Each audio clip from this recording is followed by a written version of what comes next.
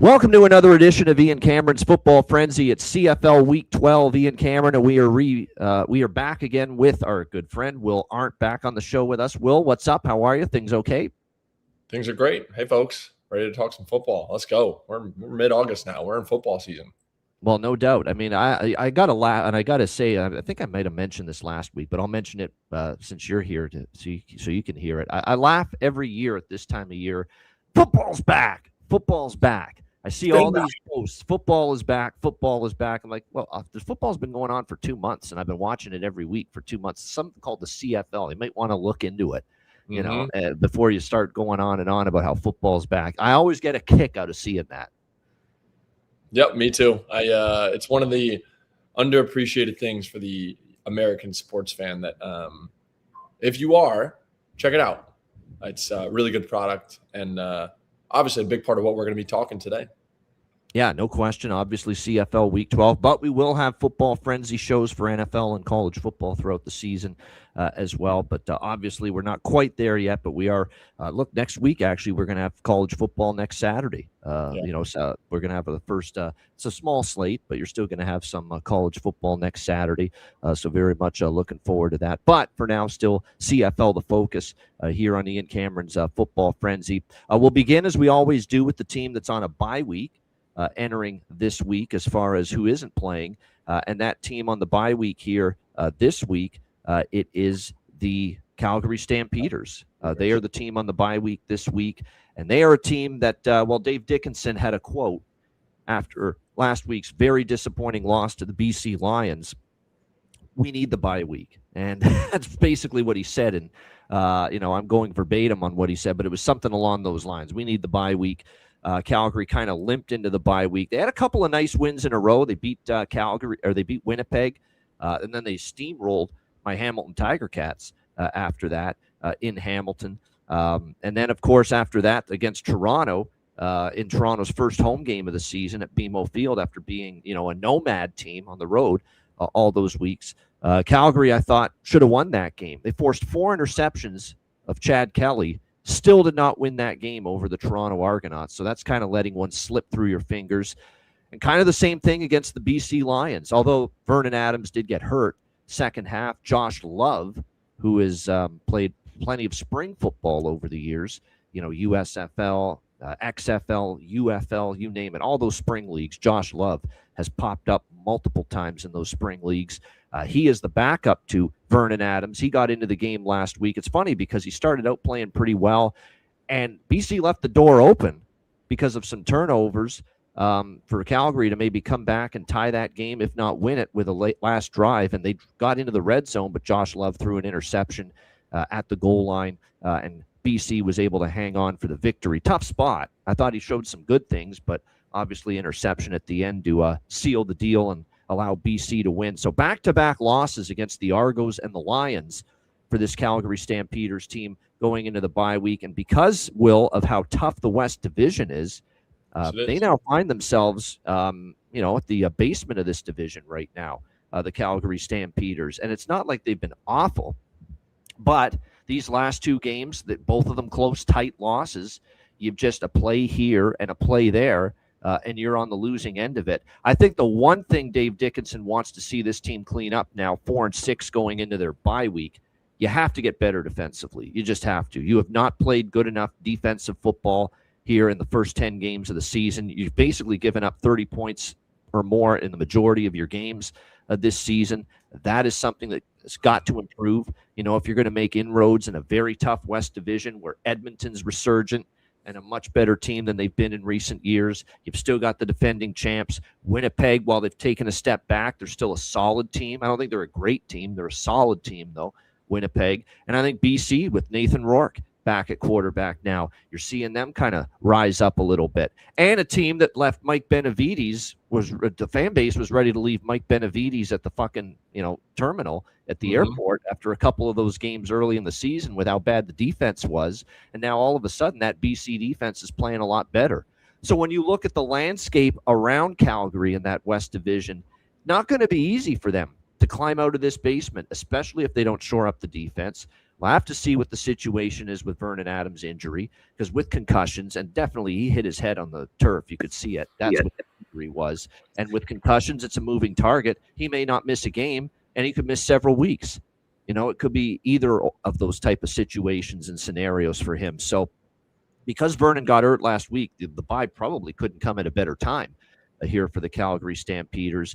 But like I said, they're going to have a very interesting schedule coming out of it. The good news is when they come out of their bye week, I think there's a chance Reggie Bagleton is going to be returning to their receiving core, and just in time to play, unfortunately, my Ticats, because they host Hamilton coming out of their bye week next week.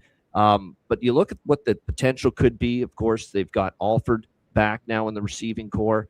You bring back Bagleton. You've got Jalen Philpott, the younger Philpott brother. All of a sudden, you're building a nice receiving core.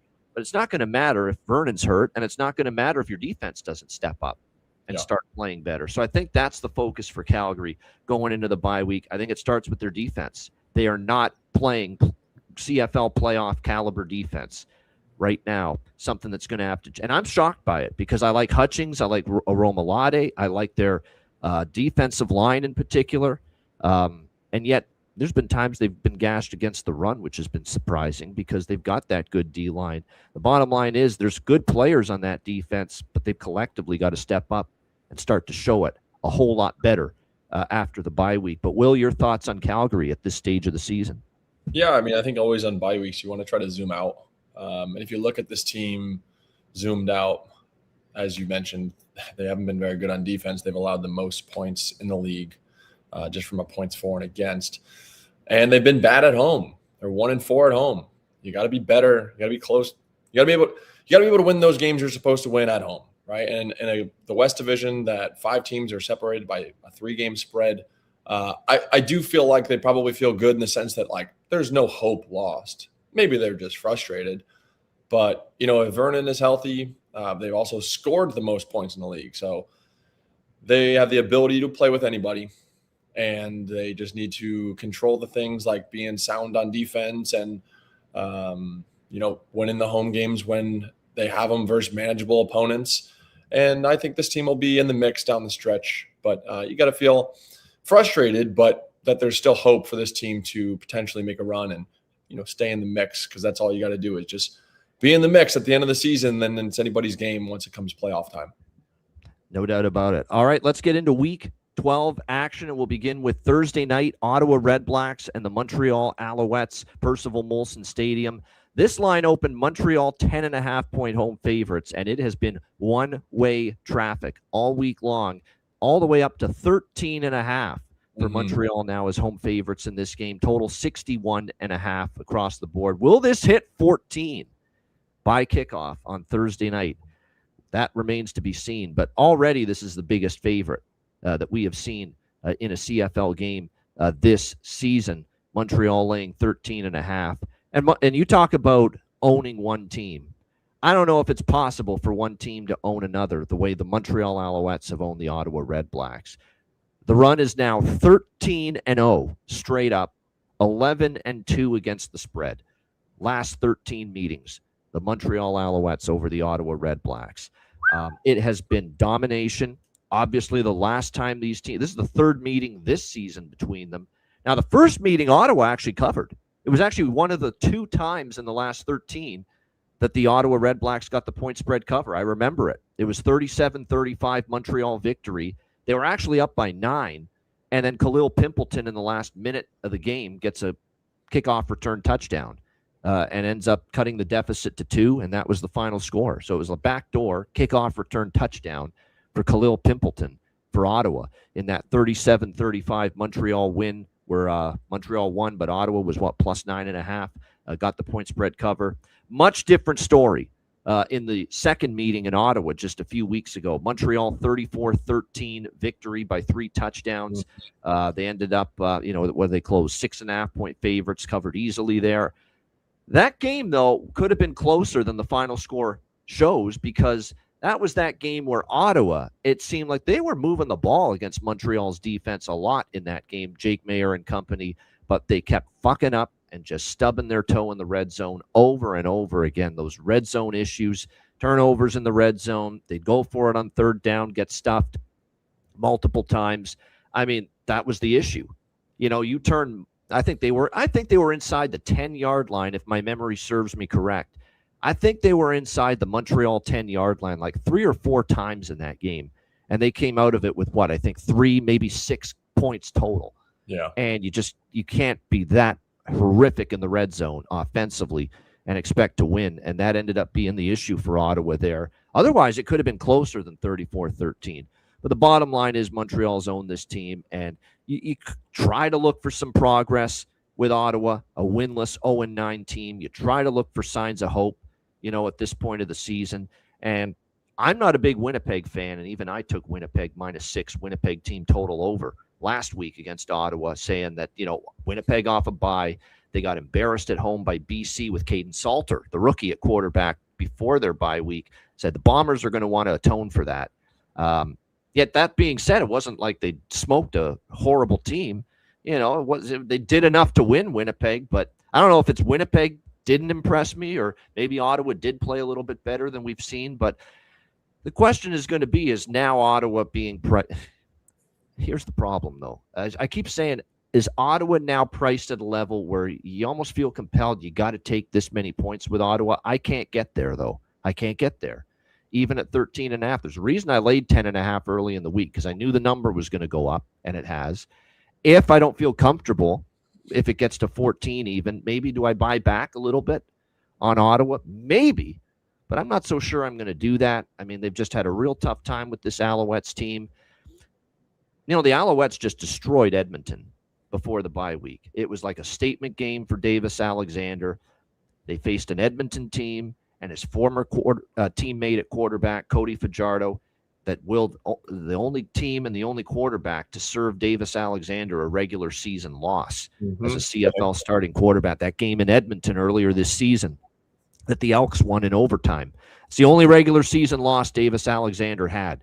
And sure enough, and that's why I liked Montreal last week, a couple weeks ago against Edmonton. I said he's going to want to atone for that. Payback time for Edmonton and his old teammate Cody Fajardo. And I don't know if he could have played a better game. Like, what he was doing in that game was stupid, sick is what it was. Like, he's dropping dimes to Tyler Sneed, to Tyson, the bomb to Tyson Philpott to put that game away in the fourth quarter.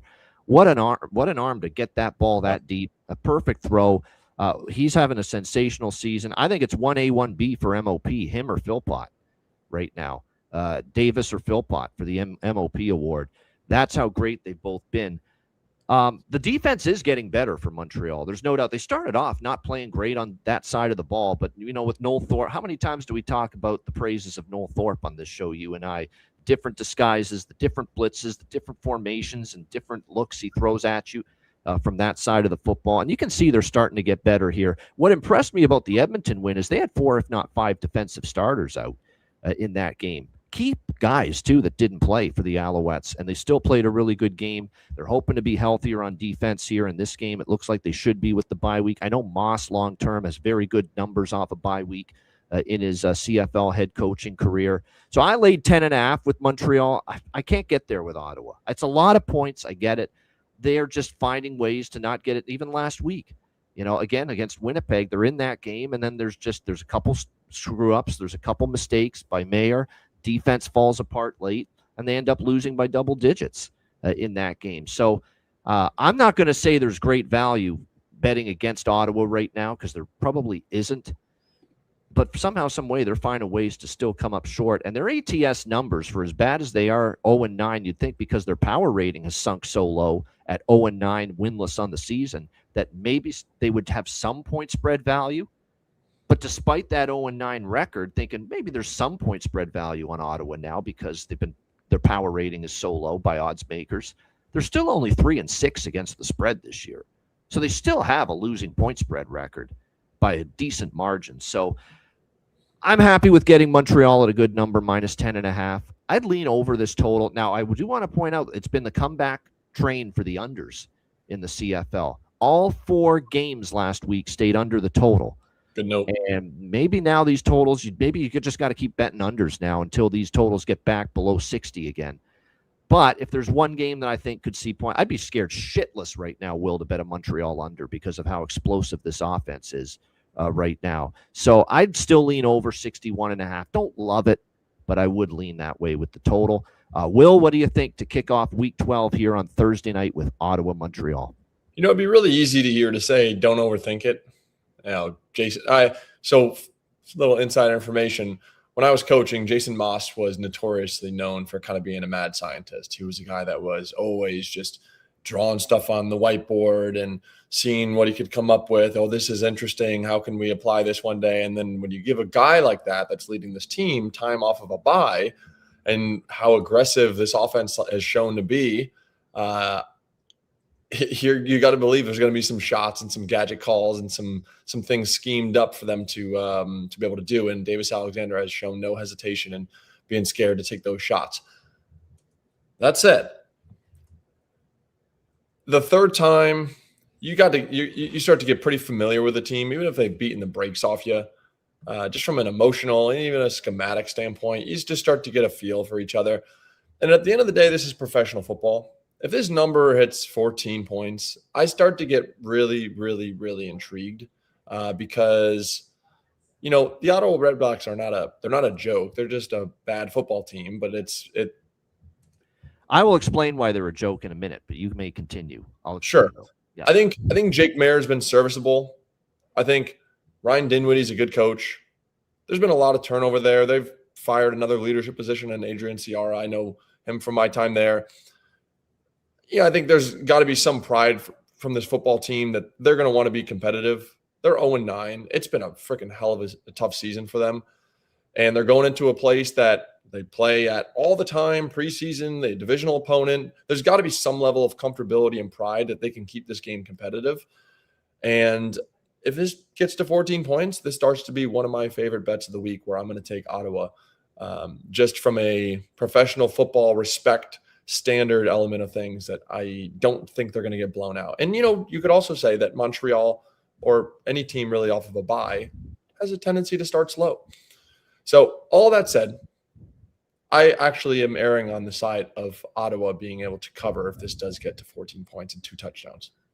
There we go. Boldly go where no man has gone before. Will Arndt here with the Ottawa Redblacks saying at 14 or better, they're worth a look here. Like I said, it is to me, it's at the point where you're getting just absolute bargain basement, quote unquote, value with Ottawa. But can they avoid screwing it up is the question. And that's the thing. I mean, you're talking about an 0-9 team that yet still has a 3-6 ATS record. Somehow, some way, there's the point spread is still, they've still been a losing point spread team. Here is why I will say Ottawa right now is a bit of a joke with what they're doing. Obviously, 0-9, it's been bad. Jake Mayer's not panned out. That's only part of it, though. Defense hasn't been good. They've already fired a defensive coordinator earlier this season. That defense has struggled. And every week, this is why I think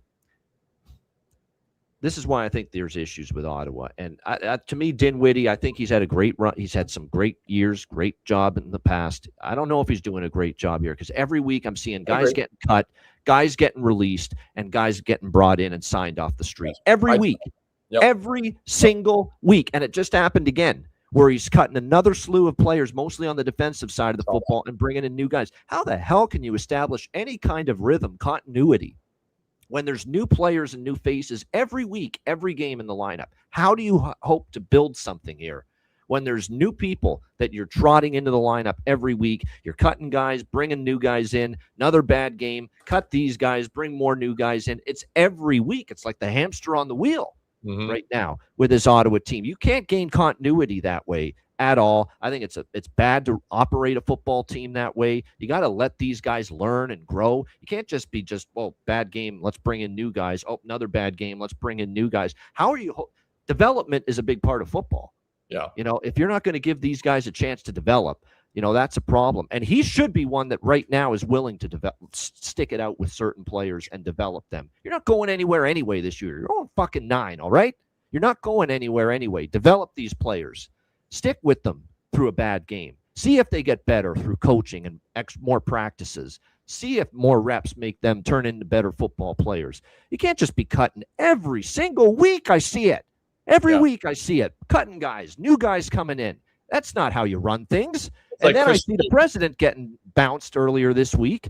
A dysfunction at the top from the looks of things is what I'm kind of seeing. I mean, to me, they are a bit of a JOKE right now. I don't like anything I'm seeing with this Ottawa organization, not only up top, but what I'm seeing on the field. I think it's just ridiculous to cut guys every week and sign new guys every week and expect things to gel and expect things to get better. Yeah, and as a player at heart, I vehemently agree. It's very reminiscent of when Chris Jones was a head coach in the CFL, and he was notorious for just having this Rolodex of players and hamster wheel of guys going in and going out and working. And it went so well there for him, didn't it? Yeah. No, it did not. There's a reason he's not anymore. So to answer your stance on that, I agree as a player. I'm only going to go on the premise of them not being a joke that Ryan Dinwiddie's Grey Cup winning coach, and I can only chalk this he's chapter had good up seasons to in the getting past. the people that he He's wants. done great work in the past. Yeah, he has. And they are not great personnel-wise and at quarterback, and you do need to give your guys a chance to develop some sort of a standard. But all I can chalk this up to at the moment is there is a true changing of the guard. Ownership wants new people in, new leadership, and Ryan Dinwiddie's really putting his fingerprints all over this organization. So for the time being, I will give him the benefit of the doubt. But yeah, it's been bad so far. It's been tough. And now to make matters worse, they got to try to beat a team they never beat, the Montreal Alouettes. 13 losses in a row for the Ottawa Red Blacks against the Montreal Alouettes. We'll see if that changes. They're going to need a Herculean effort for that to happen. All right, Friday night football tonight. Winnipeg and Edmonton. We've got Edmonton 5.5-point home favorites, 59.5 the total. This game, I'll be honest, I'm like, big game. This whole card from a betting standpoint, it's an intriguing card from a viewing standpoint. It's a tricky card from a betting standpoint for me. Like, this is not going to be one of my favorite CFL betting slates of the year, not even close as far as I'm concerned. And this game is a prime example of why that is. I think for sure Edmonton's a better football team. I have no doubt in my mind that Edmonton's better than Winnipeg. No question. We saw them obviously destroy Toronto. Now, they did have 6 turnovers. They feasted on 6 Toronto turnovers in that game. That kind of, inflated the score. Another pick 6 thrown by Chad Kelly. And Edmonton's defense was dominant. You can tell J.C. Sherritt, credit to him, the defensive coordinator here for the Elks. He kind of got after them after that Montreal game. Because, look, Davis Alexander was kind of clowning them, really, in that loss a couple weeks ago. It did anything he wanted offensively against that Edmonton defense. And that Edmonton defense had been struggling. They didn't play great in the 2 games against Saskatchewan on defense, and they absolutely got shredded apart by Davis Alexander and the Alouettes 2 weeks ago. But they bounced back and they responded. I thought their defensive line kicked the living shit out of the Toronto offensive line. Like, Chad Kelly took a pounding that day. The pass protection was awful for the Argos, and you have to give that Edmonton defensive front a lot of credit for it. They got after it. But Toronto didn't run the football very well. Kelly was under constant pressure in that game, and it was definitely a bounce-back effort defensively from Edmonton in that 42-12 victory over the Argos last week. I think they're just better than Winnipeg. There's no question. But there's that argument of value in the number once again, where we're laying now 5.5. I'm even seeing 6.5 now with Edmonton as a home favorite off a satisfying blowout win where, you feasted on turnovers, 6 turnovers by the Argos in that game. And you're laying a big number, sizable number here against a Winnipeg team that I don't know. I don't know if they're any damn good. I really don't, because if you start to look at these Winnipeg wins this season, they beat Calgary in the first game of the year, 30-28. Well, now Calgary's bottom team in the West Division. They beat Hamilton 14-13. Well, that was the game Bo got injured, and then the Hamilton offense just stopped working pretty much in the second half, and Winnipeg escaped Hamilton with a 14-13 victory. They beat Toronto 30-21 after that, which was a decent win. But again, that was when Toronto had a lot of injuries too, in the middle of that hellacious road schedule to begin the year. And then the other 2 of the 5 victories for the Winnipeg Blue Bombers was against Ottawa, the worst team in the league, the winless Red Blacks. So when you start to look at their schedule, they played Ottawa twice, Hamilton twice, Toronto, Calgary, BC, and of course, they lost to BC 35-19 with Caden Salter, a rookie, in his first ever CFL start on the road. You look at their schedule, when you're looking at games against Edmonton, Saskatchewan, they haven't played Montreal yet this year, best team in the CFL. So they are 5-4 Winnipeg, with a positively weak strength of schedule to this point, quite honestly, because they haven't played Saskatchewan yet.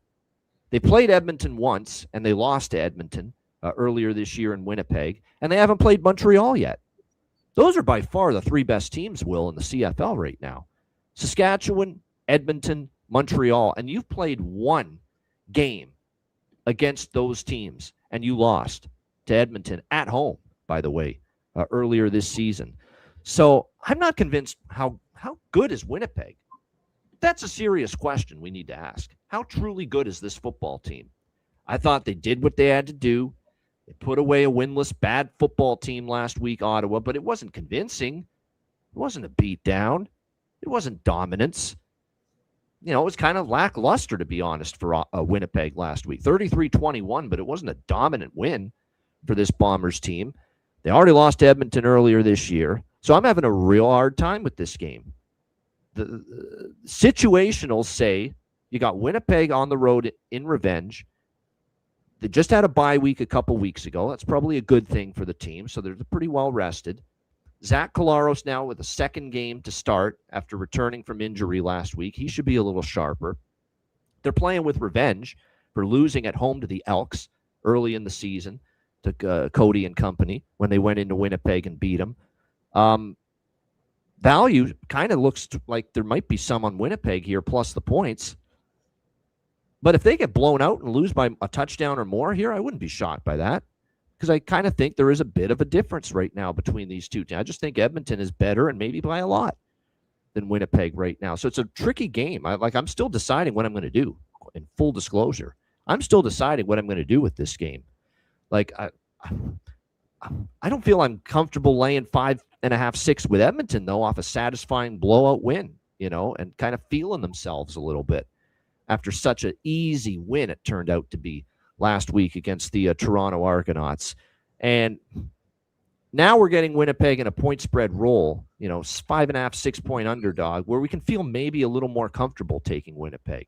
We're asking them to just keep this game tight, feed Brady Oliveira a little bit, and that's probably one of the better signs about the win last week against Ottawa, Will, was that Brady Oliveira finally got going a little bit. Yep. There's been this back and forth point of contention all year between him and offensive coordinator Tommy Condell about the identity of this offense. And, they finally were able to get some things rolling on as far as the run game is concerned last week. Again, now it was Ottawa, but still, that's a good sign as far as, the run game getting going. We'll see if that run game can work here against the Ottawa, or against the Edmonton Elks, rather. It won't be easy. That Edmonton defensive front, I thought, played their best game of the season last week, and it was a very impressive job by them. And if you look at the season numbers here for this Edmonton Elks team, as far as I'm looking at their rush numbers on the season, they're giving up, it looks like, opponents' average rush 4.7 yards per carry, and only 87 rush yards per game allowed by this Edmonton team. So that's a top 3 run defense, top 3 as far as rushing yards per game, top 4 run defense as far as yards per rush allowed this season by the Elks. So again, Brady might have more difficult time here as far as getting the run game going. I also think what helped the run game get going and the offense overall last week was Broxton came back.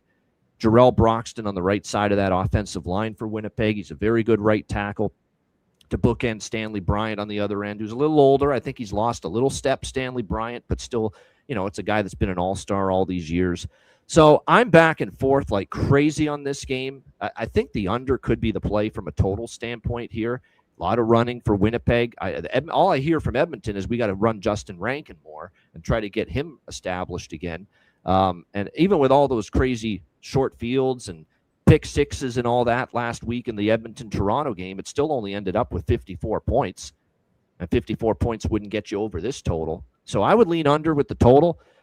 I'm up in the air with the side, but I'm leaning ever so slightly to Winnipeg plus the points here, even though I'm not so sure they're that good. What do you think, Will, for Friday night with Bombers-Elks? Yeah, great matchup. Big implications in the standing. If Winnipeg can get this game, the West becomes wide open as to who ultimately will finish in the top two.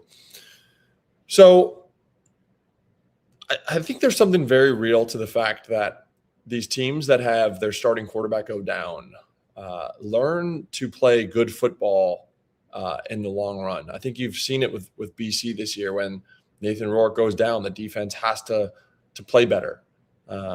I think you've seen it, or I think you're going to see it with this Winnipeg team, where when Zach Collaros was out for those 5 weeks or what have you, and Drew Brown had to fill in, this team starts to play some defense. And I think that element will continue to have effect here. And so I like Winnipeg in this spot. Another fun fact, Winnipeg is 3-0 on the road this year. I don't think going into Edmonton is a daunting task. So I like Winnipeg with getting 5.5 points. And I like the under here. I think you look just look at the box score from last week for both teams. Brady Oliveira rushing for 78 yards, and the Edmonton box score, you got 3 guys that basically ran for 50 yards themselves. So there's some identity that's going to be putting the ball on the ground and, chewing some clock. So I like the under here, and I like Winnipeg. I don't think I don't think there's that much of a difference in matchups and personnel that I feel like Edmonton is going to run away with this thing. So veteran quarterback and Zach Collaros should be a little sharper, like you mentioned, in his second week back. Give me the Bombers getting 5.5 points. I mean, it feels to me there is some value in this number on Winnipeg. And even though I don't know how good Winnipeg is, like I really don't. They haven't played any, but it's a joke of a schedule they've played so far. They haven't played Saskatchewan yet. They haven't played Montreal yet. And they played Edmonton once, and they lost straight up in ATS in that game. At home as a favorite against Edmonton. So there's a chance that Edmonton could win this game by margin. There's definitely a chance that could happen. Yeah. They could be that much better than Winnipeg. But Bombers are getting a decent number here. We're asking them to be competitive. We expect focus and incentive and this team to have something to prove, because this is a team that beat them on their home field earlier this year. And we do have to remember, even though final score showed 42-12 last week, there was 6 turnovers for Toronto. Yeah. That did inflate the score. That did turn it into a runaway for the Elks in the second half. Because the Elks, here's the thing, too, with laying the 5.5, 6 with Edmonton. In the first half, Edmonton's offense couldn't get anything going against Toronto. It was really the second half and the turnovers started to happen that turned that game into a blowout. So, yeah, it was 11-9 half. Yeah. Do we trust Edmonton's offense to be good enough to win by this kind of a margin to cover a point spread like this? That's another thing you got to ask yourself here. So it's kind of like I said, I lean to Winnipeg, even with my concerns about them not being all that great this year. But like I said, I do still kind of lean with them plus the points here in this spot. The under does make sense, though. Like, both teams are going to want to run the football. Another thing, too, is Winnipeg's dead last in the CFL yards per rush in the league. 6.2 yards per carry allowed, and dead last in terms of rushing yards per game. So that's why I also expect this to be a lot of Justin Rankin here for Edmonton. They're going to try to get that run game going, and they know this might be the team they can get it going against, knowing those Winnipeg issues defensively against the run this season. All right, Saturday night, I will be here, even though this game is in Toronto at BMO Field. I will be there because I am attending Gabriel Morency, dear friend of mine. I've been doing his shows for years. It's his Sports Rage 25th anniversary tour. He's doing a bunch of tour stops, if you will. Montreal tonight, Toronto on Friday night, and he's staying Saturday, and we're going to the Ticats Argos game Saturday night.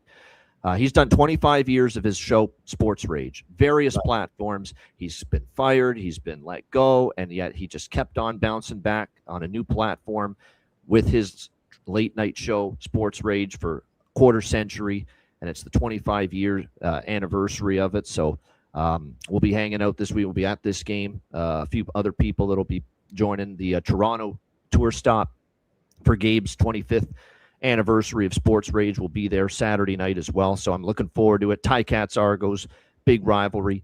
Toronto 4.5-point home favorite, 61.5 the total.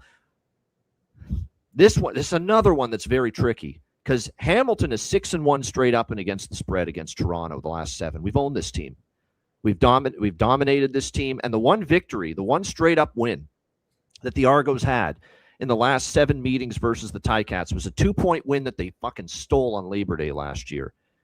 That we led most of that game, and they came back and they won it at the end with a walk-off field goal and won by 2. So Toronto has shown no evidence of being able to beat us, let alone beat us by margin. One win in the last 7 for Toronto against Hamilton, and it was a 2-point win. 2-point win's not going to cover the number here with them laying 4.5. And I've been rewarded with Hamilton. I think we've been rewarded with Hamilton because you've made a case to back Hamilton on occasion on this show. Mm-hmm.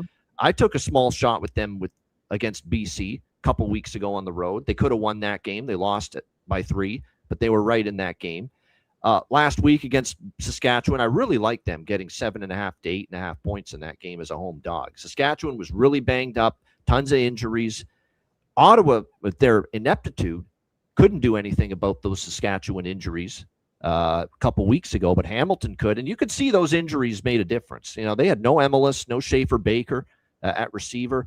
They were down Tevin Campbell in the secondary. Roland Milligan's been shut down for 6 games. He's on the 6-game IL due to injury. I mean, they got injuries at receiver, injuries in the secondary, and it felt like a spot where Hamilton, a step-up effort for getting destroyed in Saskatchewan early in the season when Dolagala got the start. You remember that game in Saskatchewan. It was just brutal, the offense with Dolagala that day. And Hamilton bounced back. Great win last week. Terrific effort. Harrison Frost goes down. Trey Ford comes in, and he plays a really good second half. You got to give him credit. I don't think he's Scott Milanovich's quarterback. We were talking about this before the show started, that Scott Milanovich, I think, would rather have Harrison Frost. He's just a better fit for the playbook, for the scheme that the Hamilton Ticats run. But at the end of the day, I thought Ford was excellent. It was definitely the best he's looked as a Ticat this year. Using his legs, escaping the pocket, terrific, making key throws when he had to. And, of course, everyone's going to remember the throw on the run, escaping the pocket, where he airs it out, finds Carrick Wheatfall in the end zone, and it was a phenomenal catch by Wheatfall. Has to extend layout to catch it, and it was the play that really turned that game and toward Hamilton and gave them that great chance to win it. And the defense continues to play some of the best defense I've seen the Ticats play in years. This is the best defensive team I've seen in years now for Hamilton. And I don't know if we're a great defense yet, but we're pretty good. And that's certainly a lot better than some of the Hamilton defenses we've been rolling out there the last few years. We've got a good enough pass rush. I think Osai has really stepped up. I'd like to see a little bit more from last year's dominant pass rusher, Hauser. I think he could step up a little bit more, but I love our linebackers now that they're all healthy. Stubblefield, Hill, McManus, they've been absolutely great. The secondary, we got Cat Santonis, the Cat Man, It's a Cat Santonis. We've got Jamal Peters. We always do that when he gets an interception. Me and my buddies at the season tickets. I'm the Cat Man. That's the old Statman song from the 90s. I'm aging myself here. But nevertheless, we got a really good secondary. I like what we're seeing right now, but this spot scares the hell out of me for Hamilton. And I'll explain why. Toronto didn't just get beat. They got destroyed last week, 42-12. Blowout loss, 6 turnovers. I think Chad Kelly got fucking spooked by the 4 interceptions against Calgary 2 weeks ago, because in all of that game last week, he turned into a check down Charlie. The guy was just checking the ball down the whole game. He had talked about this bravado after the Calgary game, which they won, by the way, in spite of the 4 interceptions. Oh, I'm not going to change. I'm still going to air it out and look to push the ball downfield. He didn't do any of that shit last week against Edmonton. I think he did get spooked a little bit by the 4 interceptions. He was way too conservative, way too pass. Everything was like a pass to the line of scrimmage or barely beyond it, especially in that first half last week against Edmonton. So does he get back to being the gunslinger, Chad Kelly, here in this game against Hamilton, whose secondary is capable of making veteran quarterbacks make mistakes? Just ask my buddy, Trevor Harris last week, who made a couple of key interceptions, threw a couple of picks in the fourth quarter of that game last week. So I mean, if you look at series history and you look at Hamilton now, all of a sudden they've covered back-to-back games even without Bo Mitchell and their defense playing this well. How the hell do you not take them plus 4.5 against a team that they have dominated? But there's that other little voice in my head saying, hold on now, Ian. Toronto is going to be steaming. Already lost to Hamilton once this year. They just got blown out. It's the CNE game at BMO Field, so there's always a boost in the crowd because it's during the Canadian National Exhibition there at BMO Field. And Toronto's going to be, I think, laser focused here. But there are some offensive line injuries. Chad Kelly has had issues with turnovers. He had another pick 6 last week against Edmonton. They cannot run the football a lick. That's another issue with the Argos right now. And their defense, I think, is playing better. But again, you can't be just turning it over and expect I think the defense is really – Sean Lemon has actually helped them. It's stunning, but he's actually come in and he's played well since they got him. I like their defensive line. I like Ralph Hawley. You know, I like some of the players on that defense, and they've gotten better the last few weeks. But you're now asking, even with Toronto focused and off a blowout loss, max effort, max focus, you know they're coming to play here. You still, at the end of the day, have to lay 4.5 points against a team that you have gone 1-6 against in the last 7 meetings, and the one lone victory you got was by 2 points. It was a 2-point victory. You have not shown any ability to beat Hamilton by margin over the years. So it's a tough game. It is. I'm going to be Homer and lean Hamilton, but I do not love Hamilton in this spot the way I liked them 2 weeks ago, and especially the way I liked them last week against Saskatchewan. I think Trey Ford's going to start on Saturday because Harrison Frost was still limited in practice.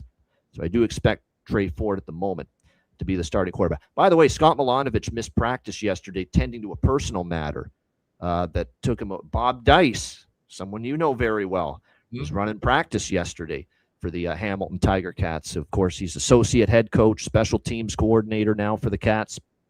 So they expect Scott to be back, by the way, set for this game on Saturday. But right now, just for the couple of days he's away, Bob Dice assumes the role of head coach for these couple days during practice for Hamilton.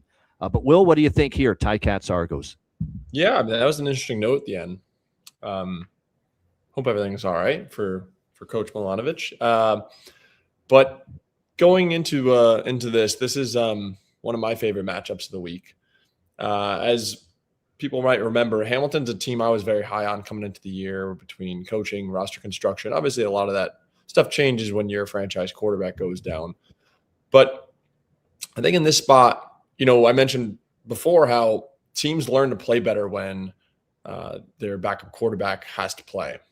I don't know what it is. I'd love to ask some defensive players when it was just a mentality of like, hey, we have to hold it down. We, you know, are expected to hold this team to a certain amount of resistance and points, and whatever it is, it's Hamilton's been very solid on defense the last few weeks, whether it's been Trey Ford or Harrison Frost. And I think there's some element of those two guys being very different quarterbacks that's hard to prepare for in Toronto. And I don't know. I've heard some grumblings that Toronto doesn't have great leadership in this go round, and I don't know. It's just hearsay, but they look like a team that doesn't play with a lot of conviction or great drive. I don't know where that comes from. But that said, coming off a bad loss, under 50 yards rushing, Chad Kelly's thrown a lot of interceptions recently, not a lot of production. And I like both of Hamilton's quarterbacks. They're fine. They both played good last week. I like their coach, and I like their defense. So this one is one of my favorite picks of the week. Give me Hamilton, and I really like that under in this spot as well. It's funny. Hamilton, Toronto, long-term, there's been a lot of overs, but first meeting was 24-23 earlier this season, did stay under. And again, 4-0 unders last week. Like, I'm not an under better. You got to find a way to try to get your mind wrapped around betting some unders right now. Yeah. In this league, because they've just adjusted these totals pretty damn high at this point in time. And I think the Toronto defense, I've upgraded the Toronto. Even last week, it's going to show they gave up 42 points. That's a bunch of nonsense. That was a lot of short fields. There was a pick 6 in there from Chad Kelly as well. And so and by the way, Toronto's on a 5-0 under streak entering this game. And the Ticats, since Bo Levi Mitchell went out due to injury, they're 6-1 to the under in their last 7 games. The only game that went over was a late pick 6 from Harrison Frost, the game against Calgary. It's the only game for Hamilton that's gone over the total since Bo Levi went down. So you've got 2 teams that are surging toward unders here in the last several games. So again, it's probably another under lean for me. And there might be a chance of showers Saturday in Toronto for this game. So it's another thing to keep an eye on. All right, this should be a good one to wrap up Week 12. Sunday night football, CFL style. It's nice to have a Sunday night game back again. Saskatchewan and BC. You got BC 1.5-point home favorites. The total here sitting at 61.5 here in this one. BC surging. There's no doubt. BC's playing their best football right now. The defense, after, they wanted Mike Benavides thrown on the street, the BC Lions fans, early in the season for how bad the defense was. They're not saying as much now. I mean, this BC defense during this 3-game win streak, they gave up 19 to Winnipeg. They totally bottle up the Bombers, and it was Drew Brown obviously starting in that game for an injured Zach Collaros, and they played pretty well. The Hamilton game, they played well enough. Harrison Frost moved the ball in the first half pretty well. Fourth quarter, he had a touchdown drive. But I think what really gave BC the opportunity to beat Hamilton was coming out of halftime. It was 2-and-out punt, 2-and-out punt, 2-and-out punt repeatedly for Hamilton. And that lull that the Ticats offense had really allowed BC to gain control of that game and end up ultimately getting the victory. And then last week against Calgary and Vernon Adams, I thought they struggled a little bit at times, but the game on the line, they made the plays they had to. Now, Vernon did get hurt. Josh Love comes in. That obviously weakens Calgary's offense a little bit, but still BC made the critical plays. And overall, their defense has definitely played a lot better. They've been way better in the red zone lately, too. It's not been as easy to score points in the red zone against BC and their defense of late. So that's another thing to keep in mind. But they're playing well right now. Not an easy team to want to go against, but you do have Saskatchewan off a loss that ticked everybody off. Nobody was happy about them, the way they played it last week against Hamilton, that 26-19 loss. Corey May said it, bad football, not up to our standard. Through all 3 phases kind of let us down. Defense didn't get stops late in the fourth quarter. Special teams wasn't very good. Offense, obviously, and Trevor's always a stand-up guy. That's why he's great. That's why he's a great friend of ours. You couldn't ask for a better individual and a human. He comes right out after the loss last week and says, I'm going to put it on me. I got to be better. And he did have a couple interceptions in the fourth quarter, but that's what a great leader does. Shoulders responsibility, even if it's not all his fault. But he'll say, hey, blame me anyway, for that loss last week against the Hamilton Tiger Cats. This is still a team with a lot of injuries, Saskatchewan. So there's another game where it's a really tough, especially from a side perspective. It's a really tricky card for me to wrap my arms around this week, because this is another one where you can make a case for both sides here, where you got Saskatchewan off a loss. Usually with Corey Mace and this Riders team, since he's been there, I don't like betting against them off a loss. I don't, because they're going to want to come out and play a lot better. It wouldn't shock me if they do that. But the flip side to that is this is still a very banged-up, hurting football team with injuries in the secondary that scare the living shit out of me when you're playing a quarterback like Nathan Rourke. And Keon Hatcher's getting that chemistry back with Nathan Rourke as well in the passing game. And, Justin McGinnis. And remember, this is still a good receiving core. And for a while, we forgot how good Keon Hatcher was. But that Nathan Rourke-Keon Hatcher connection is starting to come back again for BC's. And we saw it in spades last week in the victory against Calgary. So if you've got injuries in your defensive backfield, and we're talking about a Saskatchewan team that's still going to be down Milligan Jr., and I'm not sure they're going to get Tevin Campbell back. There's another one of those really good players in that secondary. That's all of a sudden an area that BC's passing game with Rourke and those receivers can maybe exploit here on Sunday night. So that does worry me a little bit. So Saskatchewan has not lost 2 in a row this year. And off a loss straight up and against the spread, Saskatchewan under Corey Mace has been very good. And this year alone, look, they lost to Toronto. They beat Ottawa the next week. They lost to Edmonton. They beat Edmonton the next week. So they haven't lost 2 in a row yet this year. And I don't like usually going against them off a loss. They have dominated BC as well. That is worth noting. They are 6-1 straight up and a perfect 7-0 against the spread versus BC head-to-head in the last 7 meetings. So I'm kind of leaning Riders here, but I want to see how their injury report shakes out before the end of the week. Are they going to get any of their top receivers back for this week? Are we going to see Sam Emelis back on the field? Are we going to see Kean Schaefer-Baker back on the field? Because they missed those guys last week. And that's all, that's no shame to Keyshawn Johnson and some of the other receivers, Duncan Busby, Mr. Hyphen, I like to call him, Del Duncan Busby. They're solid receivers, but they definitely missed their top guys.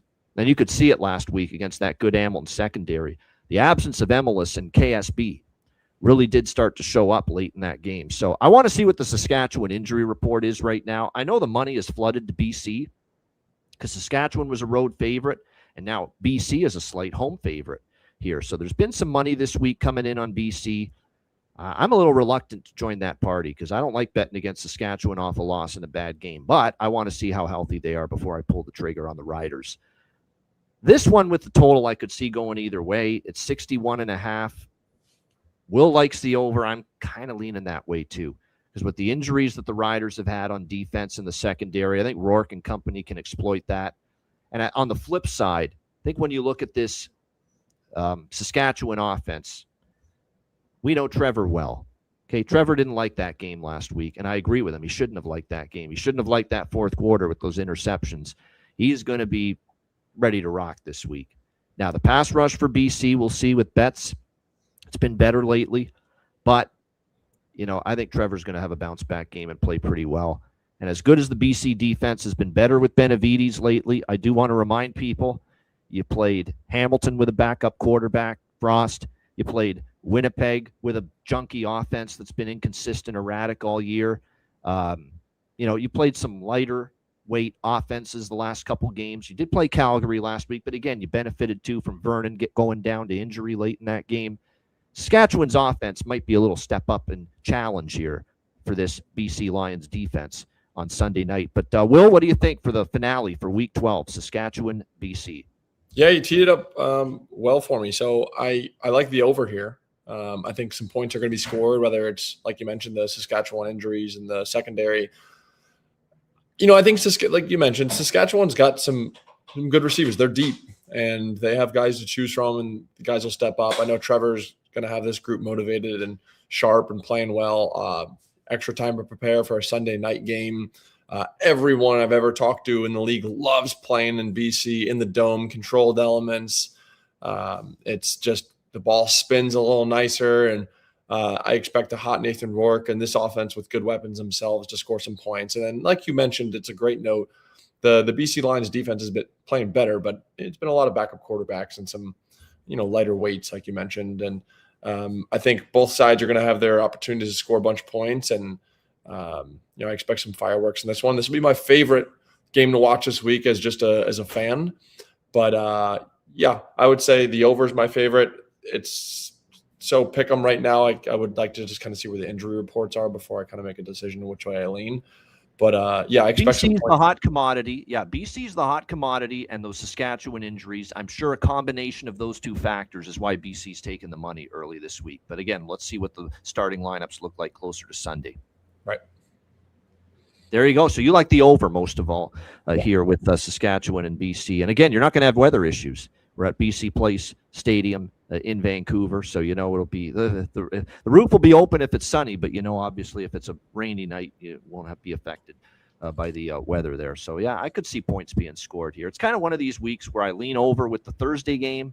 I would probably lean over with this game, and then the two games in the middle, Winnipeg, Edmonton, Hamilton, Toronto. I lean with the under in those two games this week. As far as the, I don't think unders are going to go 4-0 again this week. I mean, I know last week it did, and I think overall the value right now is looking towards some unders in the CFL, but you still have to do your individual matchup handicapping here. And like I said, I do feel in this game, if those Saskatchewan secondary injuries are still prevalent here in this game, it could lead to a bit more of a shootout here between these two teams. I think Trevor will play better after he wasn't happy with the way that game ended for him in the offense last week in Hamilton. All right, great stuff. Will, is there anything you wanted to mention NFL wise before we wrap it up? I know Minnesota. What's you're a big Vikings fan. Might as well talk about it just for a second here. Kyler Murray being named the starter. Thoughts? I've never really been psyched about the whole situation. It's a great situation to play quarterback at, but I'm not really thrilled with 9 or Kyler. But that said, it's interesting. I'll be watching. But I think there's some really, really dominant teams this year.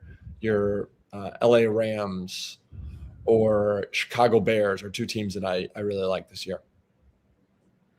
There you go. That's a great division, though. It's a very fascinating division because Chicago's still going to be really good. I don't buy this BS that they're going to regression. I don't buy it. The coach is too good. He's awesome, in my opinion. So I think Chicago's still going to be really good. Detroit, I think, bounces back because they're going to be healthier this year.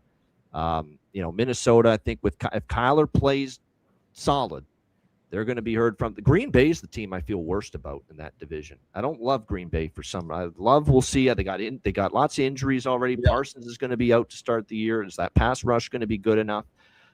They lost some weapons too. Like they don't have Dobbs anymore, and another one of their receivers departed too. Like I said, I got questions about Green Bay. They're the most vulnerable looking team to me in that division going into the season. Yep, I would agree. It's Jordan Love's always been a guy for me I've had a hard time putting my finger on. I don't know if it's inconsistencies or his just general path and production. But, I think that division runs through Chicago, and then obviously Detroit will be very formidable as well. Yeah, should be a fun season in the NFC North. No question about it here with the NFL right around the corner. All right, you know what? Not only right around the corner, but time right now to get into best bets to wrap up this edition of Ian Cameron's Football Frenzy. Will, we'll start with you. What do you got for best bet for CFL Week 12? All right. So I will preface this by saying, as I was going through, all the games this week, it's not my most high conviction pick, but my best bet of the week, I'm going to go with Winnipeg, getting 5.5 points on the road. They're 3-0 on the road. Zach Calero's second game back. They're pretty healthy for the most part. So give me Winnipeg.